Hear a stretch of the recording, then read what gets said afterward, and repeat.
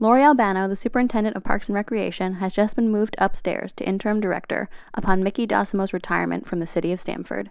Between the positions, she says that many of their responsibilities will overlap, and she's excited to take on a bigger role in the department. She says if she's asked, she would be interested in keeping the position permanently. You know, even though my title was superintendent of recreation, I've sort of been his #2 person in the Parks and Rec arena, and I've probably had the most global Parks and Recreation experience of any city employees. So Ernie Orgira, Director of Operations, asked me to step up and fill in on a temporary basis for Mickey's position. I've been in the field of Parks and Rec since I got out of college, since I was 22, so I have almost 30 years experience.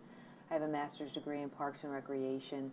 I've worn every hat that you possibly can imagine from the time I was a young teenager working summers in Parks and Recreation as a camp counselor. Well, I think you know, the challenges are the parks and the facilities and the use is in such demand that you know, it's not always easy to keep up with that demand. But you know, we do our best. You know, budgets and the amount of people and is always a bit of a challenge. But you know, every city and town across the country is facing that right now. So you know, we're doing our best, and we're getting the job done, you know, in spite of that. So, but you know, those are the challenges. I think the demand is so great because people are staying closer to home and they are using our parks and rec services, and but that's a good thing. That's a good problem.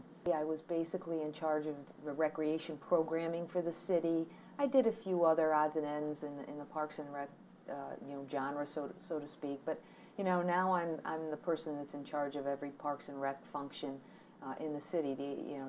Overseeing the ice rink, the golf course, parks, facility management, park police, and the recreation services division still, and also doing some administrative operations tasks here on the 10th floor. Well, I just think it's, you know, I've been doing the recreation for 14 years now, and, you know, we've kind of got it down to a science. I've got a great staff that always makes me look good, and, you know, so it's nice to be taking on a little bit more expansive responsibilities and brainstorming, and, you know, so that's exciting. It's challenging.